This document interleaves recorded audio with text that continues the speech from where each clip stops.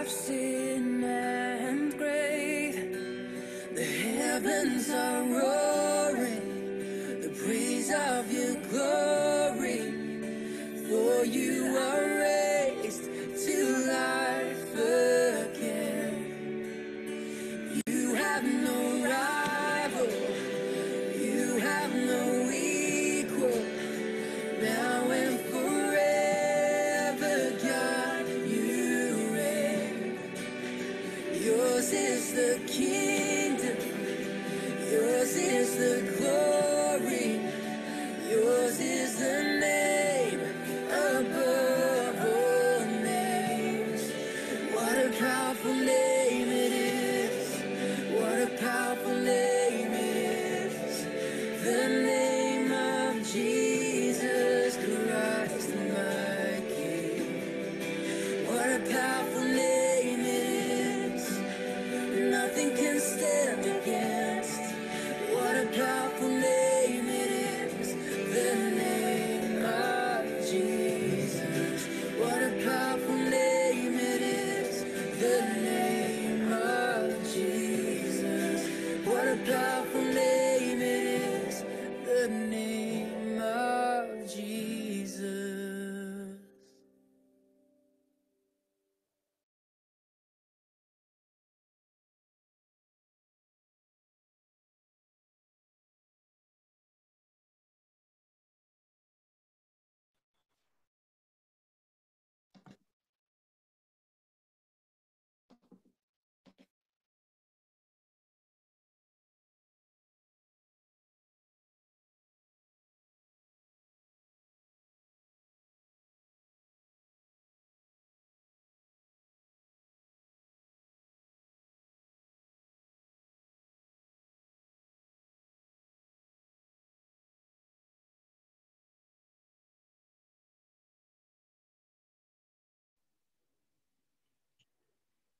Selamat hari Minggu, teman-teman semua. Selamat datang di ibadah Minggu online Komisi Remaja melalui media Zoom ini. Bertemu lagi dengan saya Elena dan teman saya Tania. Nah, teman-teman yang ada di rumah, pada hari ini kita akan mengikuti ibadah dan belajar firman Tuhan dengan tema mengampuni yang akan dilayani oleh Mas Tito. Supaya makin seru ibadahnya, dan kita jadi berasa kalau kita ibadah bareng teman-teman lagi, kita minta teman-teman buat buka videonya kali ya? Nah, setuju. Biar kita berasa ibadah bareng, yuk teman-teman kita buka videonya.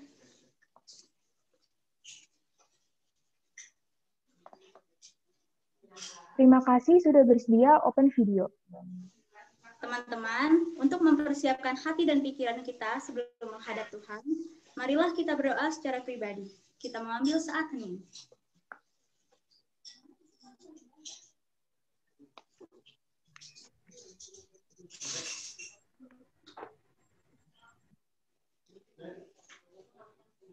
Teman-teman, mari dengan penuh semangat dan sukacita kita menyanyikan pujian Haleluya, ku memujimu Tuhan.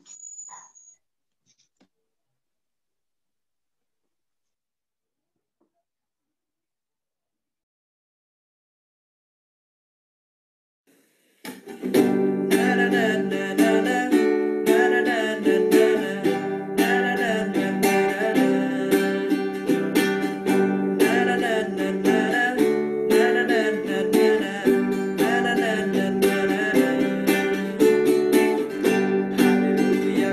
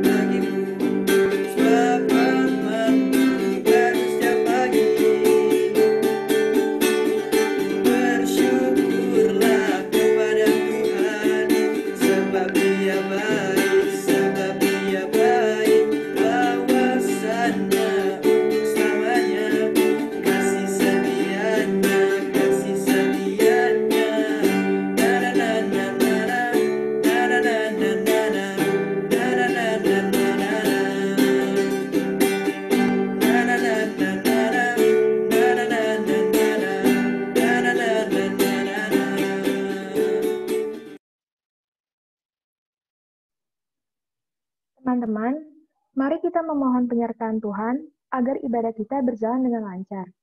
Mari kita berdoa yang akan dipimpin oleh Eci.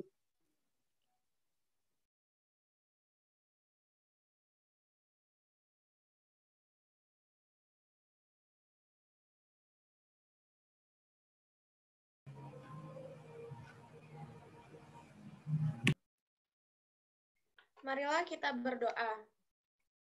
Tuhan Allah, Bapa yang bertahta dalam kerajaan surga, terima kasih Tuhan karena telah membangunkan kami di pagi hari ini dan mengumpulkan kami di via Zoom ini untuk memuji dan memuliakan nama-Mu. Berkati ibadah ini Tuhan, supaya ibadah ini dapat berjalan dengan lancar dari awal, pertengahan, hingga akhir. Berkatilah pelayan firman yang akan menyampaikan firman-Mu, agar firman-Mu itu dapat kita pahami dan dapat kita terapkan dalam kehidupan kami sehari-hari. Terima kasih Tuhan, dalam nama-Mu.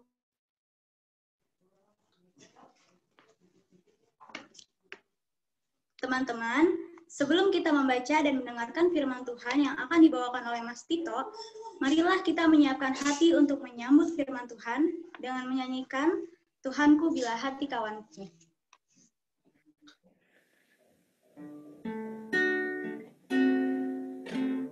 Tuhanku bila hati kawanku terluka oleh tingkah ujarku dan kehendakku jadi panduku, ampunilah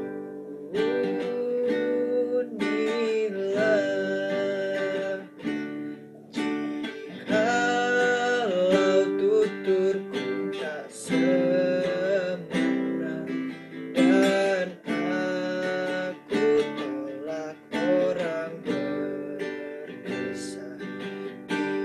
Pikiran dan tuturku bercela, ampunilah.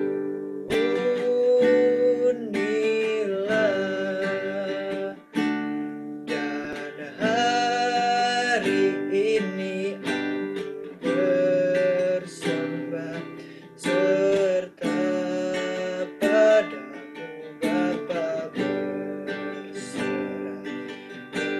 Berikan daku kasih-Mu mesra. Amin. Amin.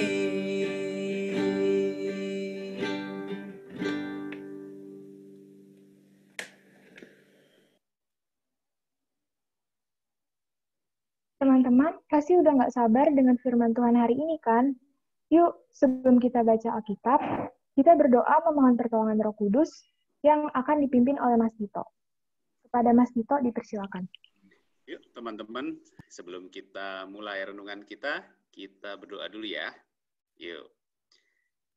Allah Bapa Surgawi, Allah yang begitu baik, kami mengucap syukur untuk hari ini, untuk waktu yang sudah Engkau berikan kepada kami, dan di saat ini kami mengundang Roh Kudus, kiranya Engkau yang hadir bersama dengan kami, membuka mata hati kami, dan membuat kami mengerti apa yang akan sebentar di-sharingkan bersama.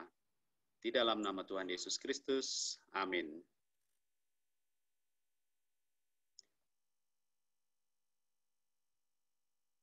Oke, teman-teman remaja, selamat pagi semua. Suara saya kedengeran kan? Jarinya? Kedengeran, Om. Oke. Nah, sebelum kita mulai hari ini, saya yakin teman-teman dalam keadaan sehat semua dan siap-siap lagi menjalani PSBB yang kedua besok ya. Walaupun belum tentu kalian juga sudah masuk.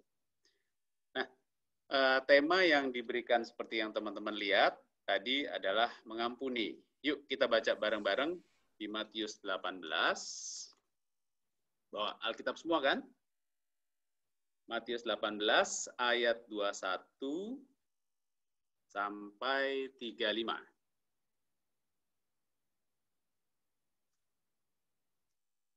Matius 18 ayat 21 sampai 35. Saya bacain ya. Judulnya adalah perumpamaan tentang pengampunan. Kemudian datanglah Petrus dan berkata kepada Yesus, Tuhan, sampai berapa kali aku harus mengampuni saudaraku jika ia berbuat dosa terhadap aku? Sampai 7 kali? Yesus berkata kepadanya, bukan. Aku berkata kepadamu bukan sampai 7 kali, melainkan sampai 70 kali 7 kali. Sebab hal kerajaan sorga seumpama seorang raja yang hendak mengadakan perhitungan dengan hamba-hambanya. Setelah ia mulai mengadakan perhitungan itu, dihadapkanlah kepadanya seorang yang berhutang 10.000 talenta. Tetapi karena orang itu tidak mampu melunaskan hutangnya, raja itu memerintahkan supaya ia dijual beserta anak istrinya dan segala miliknya untuk membayar hutangnya. Maka sujudlah hamba itu menyembah dia, katanya, sabarlah dahulu, segala hutangku akan kulunaskan. Lalu tergeraklah hati raja itu oleh belas kasihan akan hamba itu, sehingga ia membebaskannya dan menghapuskan hutangnya.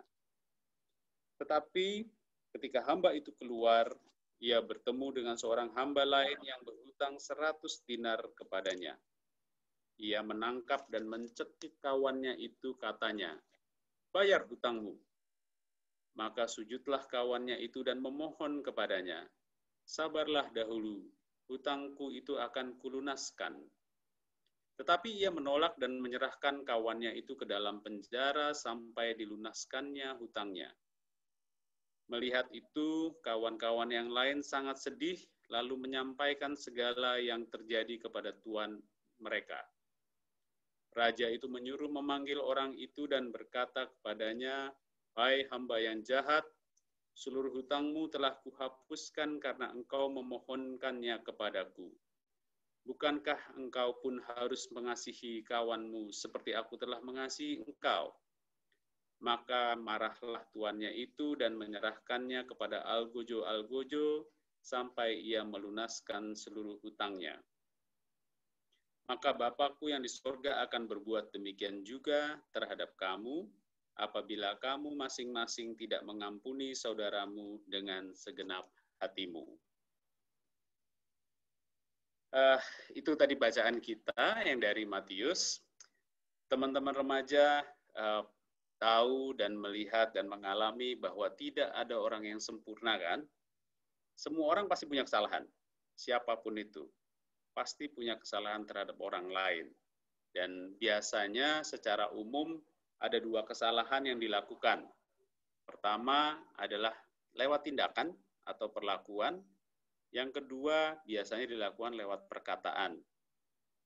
Nah, ini sering juga di remaja, termasuk perkataan-perkataan zaman now ini, termasuk perkataan di medsos. Nah, kalau kita kembali ke tema, katanya di situ temanya adalah mengampuni. Artinya itu adalah kata kerja, maksudnya adalah kita sebagai subjek itu melepaskan atau memberikan pengampunan kepada pihak lain. Bukan kita yang dikasih pengampunan, tapi kita memberikan pengampunan. Itu maksud dari tema tadi. Contohnya misalnya bagaimana kita mengampuni sahabat kita yang bohong terus-menerus. Nah, itu kan kata kerja. Bagaimana kita bisa mengampuni, misalnya kalian udah punya pacar yang berkhianat. Atau bagaimana kita bisa mengampuni guru atau orang tua yang terkadang bertindak tidak adil. Nah, kalimat atau pertanyaan yang penting dari tema kita adalah, kenapa kita harus mengampuni? Nah, kita sudah baca tadi. Karena Tuhan sudah terlebih dahulu mengampuni kita, memberikan pengampunan kepada kita. Kita sudah ditebus lunas. Nah, arti kata lunas kan nggak mencicil. Kalau kalian tahu, misalnya papa mama itu nyicil mobil, nyicil rumah, artinya barang itu belum sepenuhnya milik papa atau mama. Itu bisa masih punya milik bank, itu bisa milik institusi keuangan yang lain. Kalau nyicil belum sepenuhnya punya kita, sampai cicilannya lunas. Nah, tidak demikian dengan kita. Tuhan sudah membayar lunas. Artinya kita sudah sepenuhnya jadi milik Tuhan. Di dalam 1 Petrus 1 ayat 18, itu dikatakan, sebab kamu tahu bahwa kamu telah ditebus dari cara hidupmu yang sia-sia. Kamu sudah ditebus. Di dalam Kolose, ayat lagi, 3 ayat 13, firman Tuhan berkata, sabarlah kamu seorang terhadap yang lain, dan ampunilah seorang yang akan yang lain apabila yang seorang menaruh dendam terhadap yang lain. Sama seperti Tuhan telah mengampuni kamu, kamu berbuat jugalah demikian. Sama seperti Tuhan sudah mengampuni kita, kita harus memberikan pengampunan kepada orang lain. Itu alasan pertama kenapa kita harus mengampuni. Kemudian, kalau kita percaya bahwa kita sudah ditebus, artinya kita juga percaya. Seperti tadi kan, pengampunan Tuhan sudah kita terima. Artinya, kita sudah jadi anak-anak Tuhan.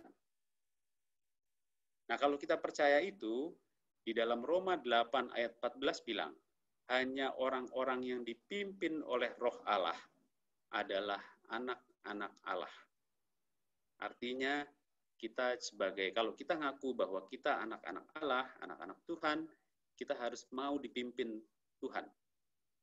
Karena dia sudah menebus kita. Jadi kita adalah miliknya. Nah, itu kenapa juga kita harus mengampuni. Karena kita sudah menjadi anak-anak Tuhan. Dan menjadi anak-anak Tuhan harus melakukan apa yang Tuhan inginkan.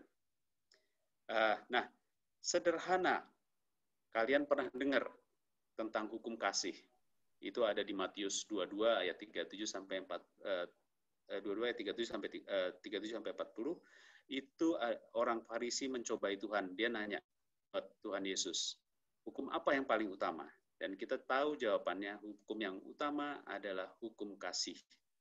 Di dalam ayat itu Tuhan bilang bahwa hukum yang kedua adalah mengasihi sesamamu manusia seperti diri kita sendiri. Tuhan tahu bahwa kita mengasihi diri kita. Dan Tuhan pengen itu dilakukan juga ke teman-teman kita, ke orang lain di luar kita. Sama seperti kita mengasihi kita. Nah, kemudian pertanyaannya, dan saya yakin teman-teman di remaja juga mengalami ini, kenapa mengampuni itu sulit dilakukan? Itu yang terutama karena ego kita. Di dalam diri kita punya ego. Kadang-kadang ada persepsi yang mengatakan bahwa mengampuni itu berkesan lemah atau bahkan rendah. Dan ego kita itu sama sekali tidak suka jika dianggap lemah atau direndahkan. Ego kita juga nggak rela kalau kita menjadi korban ketidakadilan. Ego kita akan berteriak-teriak atau melihat atau ingin melakukan pembalasan. Dan pembalasan itu pengen kita lihat sekarang. Bukan kapan-kapan, bukan besok-besok, sekarang. Itu sebabnya kalau memberi pengampunan itu sulit. Karena kita harus berperang dengan ego kita. Nah, yang kedua, alasan kedua, biar kita tahu kenapa sih susah banget buat saya, buat gua untuk ngampunin orang-orang. Karena kita belum tahu betapa pentingnya pengampunan bukan cuma buat orang lain, tapi juga pentingnya buat diri kita. Habis ini akan dibahas. Kenapa itu penting? Yang ketiga, karena kita perlu mengerti bahwa mengampuni itu adalah belajar. Dan belajar adalah proses yang tidak gampang. Ya kalian sebagai pelajar tahu itu. Kadang-kadang melelahkan, kadang-kadang memusingkan, kadang-kadang bikin stres, ada ujian, dan sebagainya. Nah, proses mengampuni itu sebenarnya adalah proses belajar untuk menjadi serupa dengan Bapa Surgawi. Dan belajar yang paling penting nanti kalian akan hidup di dalam dunia sebenarnya ketika sudah menjadi dewasa adalah belajar menjadi problem solver, menjadi membuat keputusan dalam menyelesaikan masalah-masalah kita. Dan itu penting untuk kita dan juga untuk orang lain. Nah, pertanyaan kemudian kan yang paling penting tadi, kenapa mengampuni itu menjadi penting? Ada 3 hal yang saya bisa share di sini. Pertama, yang banyak orang tidak menyadari, teman-teman tidak menyadari, bahwa mengampuni itu penting karena memulihkan diri sendiri. Fungsinya untuk diri kita sendiri. Itu penting. Itu seperti obat untuk diri kita sendiri. Kebencian atau dendam itu pasti menghilangkan damai sejahtera dalam diri kita. Kita jadi panas, pikiran kita jadi sesak, dan sebagainya, dan itu berarti mencuri damai sejahtera yang sangat penting buat diri kita. Nah, kebencian ataupun dendam, itu coba teman-teman bayangin, kalau di dalam tas kalian atau di dalam kantong kalian, kalian bawa barang busuk. Boleh itu makanan busuk, boleh itu telur busuk, boleh apapun yang baunya jelek, baunya busuk. Kalau kalian bawa terus, saya yakin kalian akan tidak nyaman. Kalian akan resek. Jadi ini bau apa ini? Walaupun kalian tahu yang itu ada di dalam kantong atau tas kalian. Tapi bayangin kalau kalian bawa barang-barang busuk itu juga dekat-dekat dengan orang lain. Termasuk dengan keluarga, misalnya mama, papa, dengan adik-adik, atau teman sahabat-sahabat. Kalau kalian bawa barang busuk, pasti yang lain juga nggak enak. Pasti apaan sih ini bawa barang jauh-jauh deh, dan sebagainya. Itulah kalau kita membawa dendam ataupun kebencian dalam diri kita. Artinya, itu harus dilepas. Coba kalian buang itu barang-barang yang busuk tadi dari kantong kalian atau dari tas kalian. Semuanya akan senang. Kalian akan merasa senang, teman-teman di lingkungan kalian akan senang, orang-orang di lingkungan kalian akan senang. Nah, itulah perlunya. Jadi sebenarnya membuang kebencian atau mengampuni itu membawa damai sejahtera ke dalam diri kita, bukan orang lain, ke dalam diri kita. Nah, yang kedua, baru itu fungsinya buat orang lain. Mengampuni itu memulihkan hubungan dengan orang lain. Dan kalian tahu tadi bahwa Tuhan pengen kita berada dalam damai sejahtera. Artinya juga termasuk berdamai dengan orang lain. Karena kalau kalian berdamai dengan papa, mama, dengan adik-adik, kakak, teman-teman, hidup kalian akan lebih enak, lebih santai. Tidak ada beban. Nah, itu fungsi yang kedua. Mengampuni merupakan juga pembelajaran terhadap kerendahan hati untuk memulihkan hubungan tadi. Dalam kitab Filipi, nggak usah dibuka, saya bacain aja. Tuhan bilang begini, hendaklah kamu dalam hidupmu bersama menaruh pikiran dan perasaan yang terdapat juga dalam Kristus Yesus, yang walaupun dalam rupa Allah, tidak menganggap kesetaraan dengan Allah itu sebagai milik yang harus dipertahankan, melainkan telah mengosongkan dirinya sendiri dan mengambil rupa seorang hamba dan menjadi sama dengan manusia. Itu contoh Tuhan, bagaimana Tuhan mencari jalan untuk, Tuhan sudah melepaskan pengampunan, tapi kadang-kadang orang nggak ngerti atau tidak menerima. Nah, Tuhan telah mengosongkan dirinya dan menjadi manusia untuk bisa memberitahu manusia, hey, Tuhan sudah mengampuni kamu, sudah melepaskan kita dari pengampunan, sudah menebus kita, sudah membayarnya dengan lunas. Itu satu kerendahan hati. Nah, yang ketiga, kenapa itu penting? Seperti tadi yang saya bilang, kita ini sudah jadi anak-anak Tuhan. Dan kita harus mengerti perasaan Tuhan. Salah satu yang kadang-kadang kita lupa atau sering lupa adalah ayat Roma 12 ayat 19. Bilangnya begini, janganlah kamu sendiri menuntut pembalasan, tetapi berilah tempat kepada murka Allah, sebab ada tertulis, pembalasan itu adalah hakku. Akulah yang akan menuntut pembalasan. Firman Tuhan. Nah, Tuhan udah bilang, tugasnya balas itu saya loh. Tugas itu hak saya. Hak Tuhan untuk membalas, bukan tugasnya kamu. Tugasnya kita adalah mengampuni. Titik. Jadi kita harus ingat bahwa membalas, misalnya kita sakit hati, kita disakiti, kita dilecehkan dan sebagainya, itu bukan tugas kita untuk balas. Karena Tuhan bilang sendiri di sini, dalam Roma 12 tadi, ayat 19, pembalasan adalah hakku. Terus kita bilang apa dong? Ya, seperti yang beberapa minggu lalu saya pernah sharing di sini, tinggal doa saja ke Tuhan. Tuhan, saya kok merasa sangat disakiti.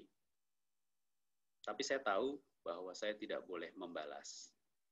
Tolong saya untuk bisa mengampuni. Karena saya tahu hak pembalasan itu adalah haknya Tuhan. Nah, itu yang perlu kita sadari.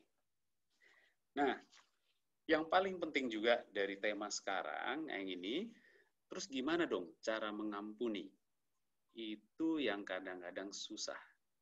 Secara teori kedengarannya gampang, teman-teman pasti juga sudah tahu sebelum kita sharing ini, tapi kemudian pertanyaan, gimana nih caranya?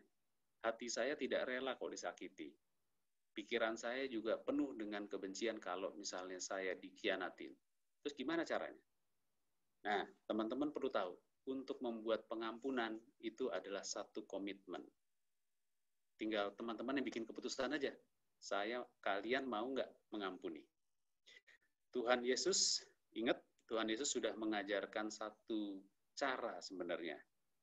Apa itu? Di dalam doa Bapa kami. Di dalamnya kalian tahu dan hafal bahwa satu perikop bilang, ampunilah kami, ampunilah kesalahan kami, seperti kami juga mengampuni orang yang bersalah kepada kami. Dengar kan? Jadi Tuhan menghendaki kita mengampuni orang lain dulu, baru minta pengampunan ke Tuhan. Kalimatnya gitu kan, ampunilah kesalahan kami, sama seperti kami juga sudah mengampuni orang yang bersalah kepada kami. Nah, itu yang Tuhan mau. Tuhan sudah mengajarkan lewat doa Bapa kami itu. Action-nya apa? Nah, action-nya mulailah perkatakan dalam hati untuk mengampuni. Tuhan, ini komitmen saya mau mengampuni si A, saya mengampuni Om B, saya mengampuni Papa, saya mau mengampuni Ibu, saya mau mengampuni Mama. Itulah yang harus kalian katakan dulu dalam hati. Kalian bikin komitmen untuk diri sendiri. Kalian mau mengampuni orang lain. Nah, mengampuni juga merupakan satu tindakan, sebuah proses. Jadi, kalau kita sudah membuat komitmen dalam diri kita, saya mau mengampuni sahabat saya, ada proses selanjutnya yang penting untuk kamu lakukan, yaitu melakukan atau bertindak dan memberitahu dia. Action-nya, perkatakan pengampunan itu kepada orang lain itu. Bisa mulai dengan 3 kata, tapi gimana caranya? Saya ngelihat mukanya aja susah, saya ngelihat mukanya aja udah senep. Kalian harus melakukan. Itu adalah prosesnya karena. Dan ucapkan 3 kata sakti aja, sudah cukup. Apa itu? Saya mengampuni kamu. Udah, mulailah melakukan itu. Dicoba. Kenapa? Karena saya mau melaksanakan amanat Tuhan. Karena kalian adalah anak-anak Tuhan. Lalu gimana kalau dia tidak nerima? Itu bukan urusan kalian. Tugas kalian hanya mengampuni. Urusan selanjutnya biarlah Roh Kudus yang bekerja. Tuhan tahu caranya. Tapi kalian harus melakukan itu. Nah, yang ketiga, kalian juga harus tahu kalau kalian udah bikin komitmen untuk mengampuni, kalian udah mencoba untuk melakukannya dan mengatakannya ke orang-orang lain, kalian harus tahu bahwa komitmen itu bukan sekali. Komitmen itu menerus. Itu harus konsisten. Dalam Matius yang tadi kita baca, dalam Matius 18:21, Tuhan bilang gini, Petrus kan nanya, Tuhan, Sampai berapa kali aku harus mengampuni saudaraku jika ia berbuat dosa terhadap aku? Sampai 7 kali? Itu gila kan? 7 kali? Kalian disakiti teman sekali, mungkin maafin. Kalian disakiti teman 2 kali, mungkin kalian mulai marah. Kalian disakitin teman kalian 3 kali, mungkin kalian bisa musuhan. Ini si Petrus saja bilang, mungkin gue 3 kali aja berat, tapi apakah sampai 7 kali? Itu sebenarnya nyindir Tuhan Yesus. Apakah harus sebanyak itu? Dan kalian dengar tadi, kita baca sama-sama jawaban Tuhan Yesus. Bukan. Aku berkata kepadamu, bukan sampai 7 kali. Melainkan sampai 70 kali 7 kali. Kalian, saya yakin pernah belajar matematis, ini bukan masalah matematis. 70 kali 7 kali itu 490 kali. Bukan hitungan itu. Tapi ini Tuhan ngajarin konsistensi untuk melakukannya sesuai yang kamu sudah komit. Sesuai Tuhan ajarin. Ini adalah proses seumur hidup. Kalian mungkin belajar, sementara ini kalian akan mendapat perlakuan-perlakuan yang tidak enak, sehingga kalian bisa marah, bisa kecewa, bisa sakit hati, tapi kalian masih punya waktu yang panjang untuk belajar lebih mengampuni. Tuhan sedang menyiapkan kalian untuk bisa menjadi pengampun bagi kehidupan ini. Dan itu sekali lagi, saya ingetin tadi, bukan cuma buat orang loh, itu buat kalian sendiri, buat diri kita. Itu obat buat kita, dan juga buat orang lain. Nah, saya ingetin lagi, dalam Lukas 17, ayat 3-4, itu bilang begini, jagalah dirimu, jikalau saudaramu berbuat dosa, tegurlah dia. Dan jikalau ia menyesal, ampunilah dia. Bahkan jikalau ia berbuat dosa terhadap engkau 7 kali sehari, dan 7 kali ia kembali kepadamu dan berkata, aku menyesal, engkau harus mengampuni dia. Ayat tersebut mengumpamakan bahwa jika pengampunan Allah itu nggak terbatas, maka sudah selayaknya kita juga harus mengampuni orang dan tidak terbatas. Jadi bukan 3 kali, bukan 7 kali, berapapun kita harus mampu mengampuni. Pertanyaannya sederhana, ini sering terjadi. Gimana kalau orangnya nggak mau minta maaf ke kita? Nah, ini kan mungkin pernah terjadi. Seperti yang saya bilang tadi, bukan tugas kamu untuk efek dari mengampuni itu adalah tugas Tuhan. Tugas kamu sekali lagi cuman melepas pengampunan. Dia terima apa enggak, itu bukan urusan kamu. Itu urusan Tuhan. Dia nanti mungkin malah balik marah dengan kalian, itu bukan urusan kamu. Urusan kalian hanya melepas pengampunan. Tapi yakin aja, karena ini juga pernah saya lakukan banyak kali, yakin aja kalau kita yang melepas pengampunan, suatu saat damai sejahtera itu juga akan kembali ke kita lewat dia. Mungkin dia sadar, mungkin dan sebagainya. Kita nggak perlu mereka-reka jalan Tuhan, tapi percaya saja bahwa ketika kamu melepas pengampunan, orang lain akan balik ke kita. Nah, teman-teman juga ingat, contoh saja dalam sharing saya yang terakhir itu kira-kira 3 minggu yang lalu ya, bulan lalu, itu saya pernah cerita juga, saya mendengar kesaksian seorang ibu yang minta kepada Tuhan pertobatan untuk suaminya karena dia melakukan hal-hal buruk, KDRT bilangnya. Dan ingat, ibu itu minta kepada Tuhan berapa lama? 18 tahun. 18 tahun doanya baru dijawab oleh Tuhan. Dan suaminya jadi bertobat. 18 tahun. Kalau misalnya, saya yakin, ibu itu akan melepaskan pengampunan yang luar biasa. Katakanlah ibu itu melepaskan pengampunan seminggu sekali. 1 kali deh seminggu. Saya mengampuni suami saya, Tuhan, dia berdoa gitu, 1 kali aja seminggu. Maka sebenarnya orang itu sudah melepaskan pengampunan sebanyak 936 kali selama 18 tahun. Hebat kan? Itu adalah contoh bahwa orang bisa melakukannya. Dan kalian pasti bisa. Tinggal kalian mau atau tidak. Pertanyaan sederhana itu, kalian mau apa tidak? Dan hari ini sebenarnya kita diingatin, saya juga diingatin nih, tugas kita adalah melepaskan pengampunan. Dan tidak menuntut pembalasan langsung karena pembalasan adalah haknya Tuhan. Dan yakinlah bahwa ketika pengampunan itu dilepas, ada damai sejahtera yang akan menyertai kita. Nah, jadi tantangan yang saya mau bilang pas kalimat terakhir, jangan kalian mau menyerah sama dendam, sama amarah. Itu pasti akan merongrong kalian. Mulailah belajar mengampuni, dan ingat saja, coba kalian ingat-ingat satu ayat dari yang semua banyak kita baca. Satu ayat saja diingat mengenai pengampunan. Misalnya kalian ingat tentang doa Bapa Kami yang sudah kalian hafal. Setiap kalian marah, atau setiap kalian dikecewakan, setiap kalian disakiti, coba ingat ayat yang sudah kalian hafal itu. Misalnya doa Bapa Kami. Ampunilah kesalahan orang lain seperti kami juga mengampuni orang yang bersalah kepada kami. Ingat aja itu. Dan coba belajar untuk melepas pengampunan itu.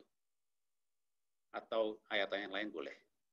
Tapi saya yakin remaja-remaja GKJ pasti sanggup melakukan pengampunan itu. Gitu ya. Termasuk juga dalam medsos. Karena saya tahu kalian pasti banyak sekali di medsos. Termasuk juga melepaskan pengampunan lewat tulisan sekarang. Coba aja kalian iseng kalau kalian merasa disakiti, tulis saja 3 kata itu. Saya mengampuni kamu. Cukup. Dan lihatlah bagaimana Roh Kudus nanti bekerja. Saya nggak bisa mereka-reka hasilnya. Gitu ya. Itu sharing kita pagi hari ini.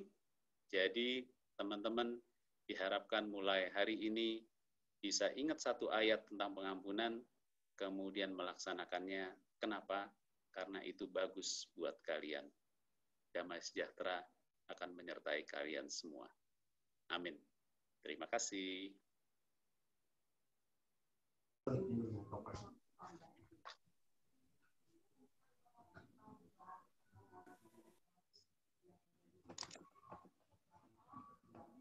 Teman-teman, tadi kita sudah mendengarkan firman Tuhan dengan tema mengampuni. Semoga firman itu tidak hanya kita dengar saja, tapi kita lakukan dalam hidup kita sebagai anak-anak Tuhan. Sekarang, marilah kita merespons firman Tuhan dengan menyanyikan lagu Sentuh Hatiku.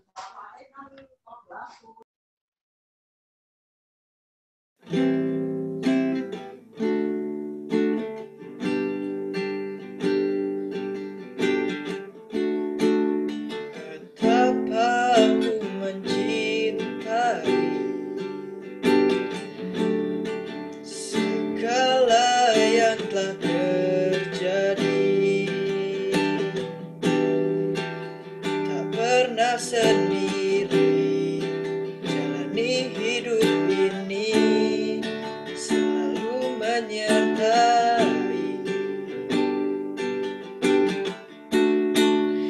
Betapa aku menyadari dalam hidupku ini Kau selalu memberi jangan terbaik oleh karena kasih.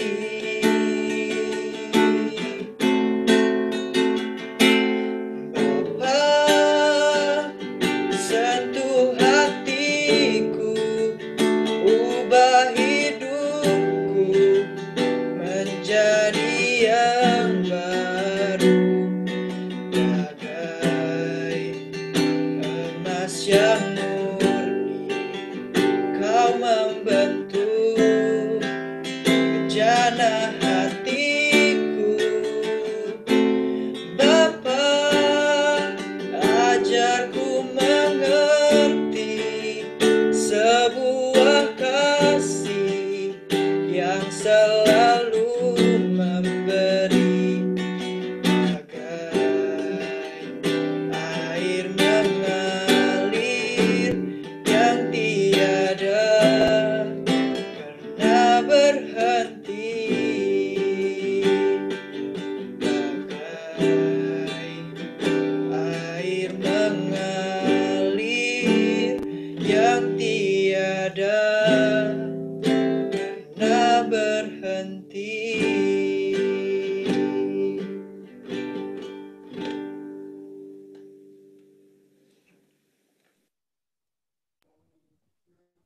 Teman-teman, marilah kita mengungkapkan rasa syukur atas begitu baik berkat Tuhan berikan dengan memberikan persembahan.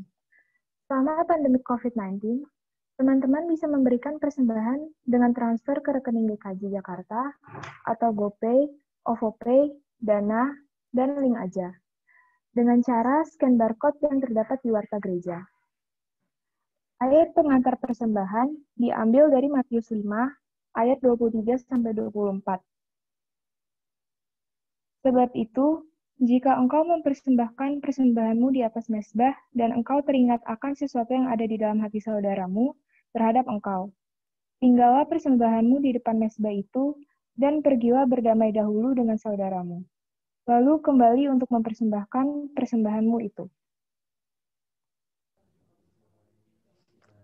Saat ini, kita akan memasuki rangkaian doa yang akan dimulai dengan doa persembahan yang dipimpin oleh Wita, doa Bapa Kami yang akan dinyanyikan, dan doa syafaat yang akan dipimpin oleh Macy.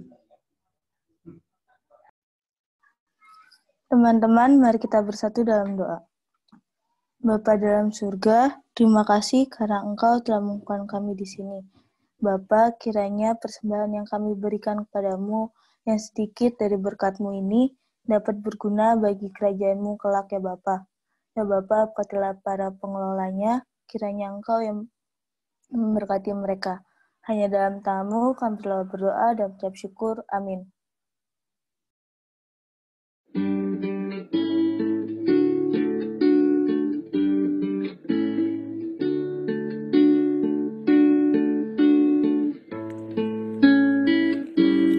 Bapa kami yang ada di surga, dikuduskanlah nama-Mu, datanglah kerajaan-Mu, jadilah kehendak-Mu di bumi seperti di surga. Beri kami hari ini makanan yang secukupnya. Ampuni salah kami seperti kami ampuni yang bersalah pada kami. Jangan bawa kami dalam pencobaan, melainkan lepaskan kami dari yang jahat. Sebab Kaulah yang punya kerajaan dan kuasa dan kemuliaan sampai selama-lamanya. Amin. Amin.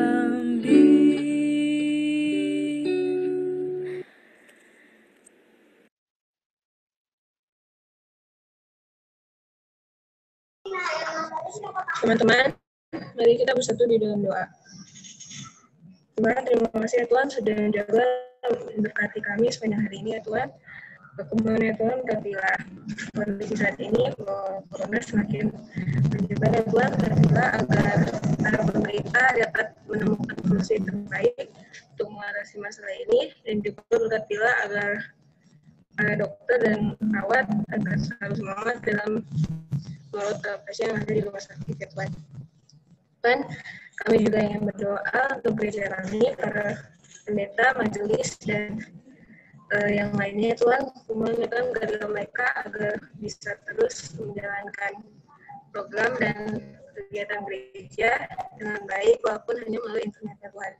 Dan juga kami berdoa untuk komisi remaja Tuhan, berkatilah agar nanti bisa semakin berkembang dan kami dapat melakukan tugas kami selanjutnya semakin baik lagi ya Tuhan.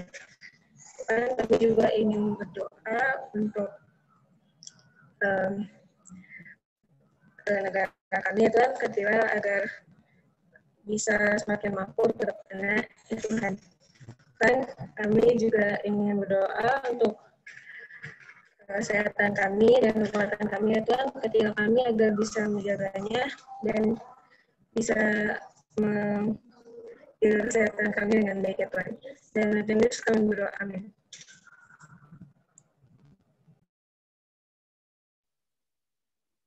Sekarang kita sudah hampir tiba di penghujung ibadah minggu. Semoga sampai akhir, teman-teman merasakan sukacita dan berkat dari Tuhan melalui ibadah ini ya. Marilah kita menyanyikan dengan sukacita tiap langkahku.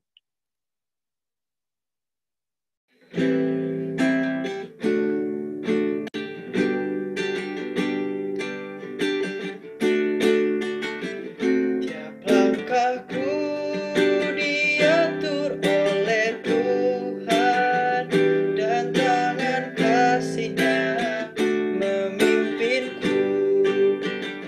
Di tengah gelombang dunia menakutkan, hatiku tetap tenang teduh. Tiap langkahku ku tahu yang Tuhan pimpin ke tempat tinggiku diantaranya, hingga sekali nanti aku tiba di rumah Bapa surga yang megah, di rumah Bapa surga yang megah.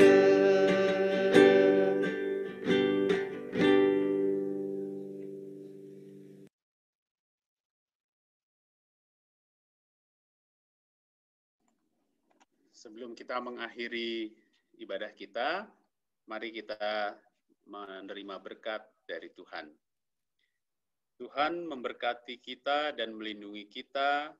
Tuhan menyinari kita dengan wajah-Nya dan memberi kita kasih karunia. Tuhan menghadapkan wajah-Nya kepada kita dan memberi kita damai sejahtera. Amin.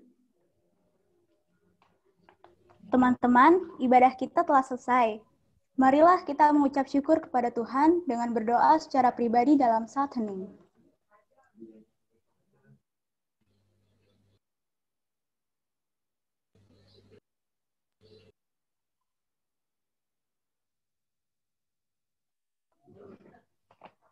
Teman-teman, terima kasih sudah mengikuti ibadah ini dari awal sampai akhir.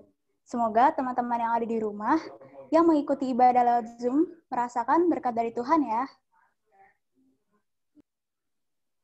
Selamat hari Minggu, Tuhan Yesus memberkati. Selamat hari Minggu semua. Hari Minggu. Teman-teman jangan leave dulu ya. Sebentar ada pengumuman dari Humas. Saya boleh nggak, Baike? Jangan, Mas Tito. Ini Jangan. perlu. Iya, jangan. Udah. Selamat hari Minggu teman-teman, jangan live dulu ya. Nah, di ibadah online ini, biar nggak krik, kita foto-foto dulu ya, sekalian buat dokumentasi.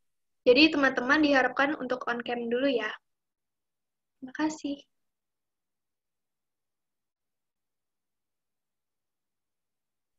Ya, dandan yang rambutnya masih berantakan.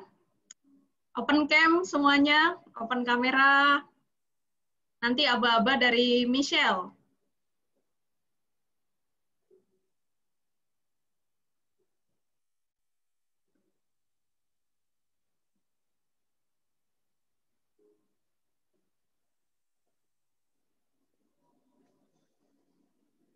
Udah, Michelle? Bentar, Mbak. Bentar ya. Tunggu on semua, Mbak. Oh, belum on semua.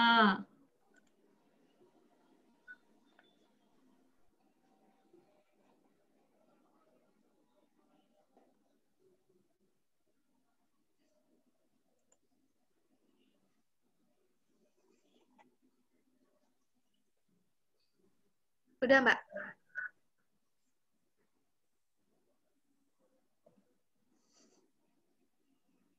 Udah ya? Udah. Ini yang ambil siapa sih? Dara, Mbak, Dara. Dara, oke. Iya. Dara, halaman pertama, ada 2 halaman nih. Iya, Mbak. 1, 2, 3.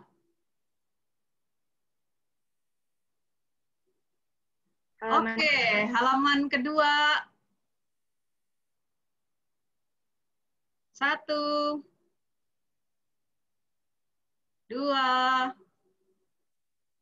3. Udah, Dar? Oke. Terima kasih semuanya. Selamat hari Minggu. Terima kasih semuanya. Selamat hari Minggu. Tuhan berkati. Pengurus